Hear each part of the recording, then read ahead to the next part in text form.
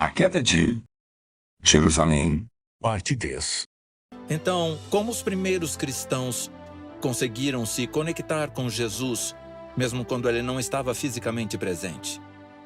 Bom, primeiro, Jesus tinha prometido enviar o Conselheiro, o Espírito Santo. Em João capítulo 14, versículos 16 a 18, Jesus diz: "E eu rogarei ao Pai, e ele vos dará outro Consolador para ficar convosco para sempre, o Espírito da verdade, que o mundo não pode receber, pois não o vê nem o conhece. Vós o conheceis, porque ele habita em vós e estará em vós. Eu não vos deixarei órfãos, eu virei por vós." Jesus prometeu enviar o Espírito Santo a seus seguidores. O próprio Jesus estaria presente para eles na forma de seu Espírito e os confortaria e os ajudaria a enfrentar os desafios pelos quais eles passariam. Mas não foi somente a presença do Espírito Santo em seus corações que ajudou os cristãos a se conectarem com Jesus. Também foi o poder da Palavra de Deus que eles tinham na forma do Antigo Testamento, dos Evangelhos e das várias cartas escritas pelos apóstolos às igrejas. Durante seu tempo na terra, Jesus disse a seus discípulos: "Vós examinais as Escrituras, porque credes que nelas encontrareis a vida eterna, e são elas que testificam de mim." A melhor maneira de viver a comunhão com Jesus é por meio das Escrituras, e foi exatamente isso que a igreja primitiva fez. Eles passaram tempo estudando a Bíblia, a Palavra de Deus, não de forma superficial, e sim de forma aprofundada. Escrevendo à igreja de Éfeso, Paulo instruiu: "Por fim, sede fortes no Senhor e na força de seu poder.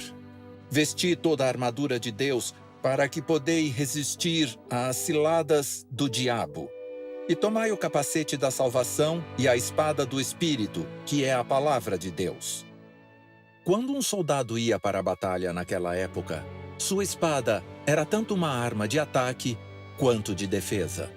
Ela não servia somente para atacar um inimigo, mas também para repelir um ataque. A Bíblia nos diz que somos todos soldados envolvidos numa batalha espiritual.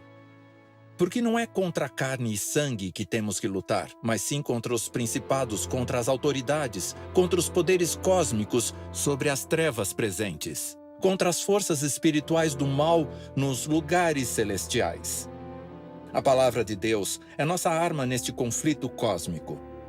Foi a arma que a igreja primitiva usou para lutar contra os poderes das trevas. Mas as forças das trevas não poderiam triunfar frente à palavra de Deus, a Bíblia. Ela não só apresentou a verdade a todos os que estavam dispostos a ouvi-la, mas também transformou a vida de todos aqueles que escolheram segui-la. Um exemplo poderoso da fé e coragem da igreja cristã primitiva é a história de Policarpo, o bispo da igreja de Esmirna, uma cidade na Ásia Menor, que hoje é conhecida como a cidade de Izmir, na Turquia. Policarpo tinha cerca de 86 anos quando se tornou mártir. Ele provavelmente foi o último cristão vivo a ter conhecido um dos 12 apóstolos, tendo sido discípulo do apóstolo João. Policarpo foi preso e levado ao procônsul romano, cujo coração se amoleceu quando viu o idoso cristão. Na tentativa de oferecer a ele uma escapatória, o procônsul o encorajou a queimar incenso a César e jurar fidelidade a ele. "Jure por César", o procônsul requisitou. "Renegue o seu Cristo, e eu o libertarei." Quando Policarpo ouviu isso, ele fixou o olhar no jovem e impaciente procônsul e disse: "Por 86 anos eu o servi, e ele nunca me abandonou. Como posso blasfemar contra meu rei e meu salvador?" Policarpo foi levado para a arena e amarrado à estaca em que ele foi queimado diante de uma multidão de espectadores que clamava por seu sangue.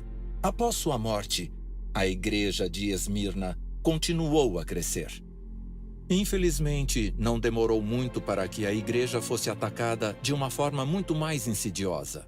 Enquanto a perseguição auxiliou a igreja a crescer e a prosperar, a paz, em troca do compromisso espiritual, provou ser sua ruína.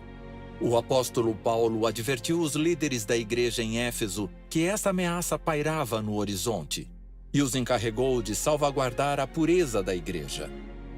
Eu sei que, após a minha partida, lobos ferozes entrarão no meio de vós, que não pouparão o rebanho, e que dentre vós mesmos surgirão homens que falarão coisas perversas para atraírem discípulos para si. Lenta e insidiosamente, o perigo penetrou a igreja na forma da mistura de cristianismo e do paganismo. Durante os primeiros anos do movimento, a palavra de Deus tinha sido o alicerce sobre o qual a igreja foi construída. Mas, depois da conversão do imperador Constantino, a religião e as práticas pagãs romanas começaram a se infiltrar na igreja. Em pouco tempo, as tradições pagãs tomaram o lugar da palavra de Deus, e a igreja, antes pura e verdadeira, mergulhou em uma escuridão cada vez mais profunda. Por que é tão importante para a igreja em todas as épocas ter uma base firme na Bíblia, a única palavra de Deus? Em João capítulo 8, versículo 32, Jesus disse essas palavras a seus discípulos: "Conhecereis a verdade, e a verdade vos libertará." Vivemos num mundo repleto de problemas. Para onde quer que olhemos, vemos sofrimento, tristeza, doença e morte. Para onde quer que olhemos, vemos as divisões entre verdadeiro e falso, fato e ficção, começando a se dissipar. Nosso mundo precisa de uma base sólida. Precisamos construir em cima de alguma coisa que resistirá às tempestades que virão.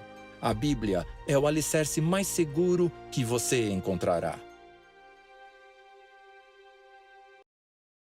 Assista o vídeo completo no canal Feliz 7 Play no YouTube.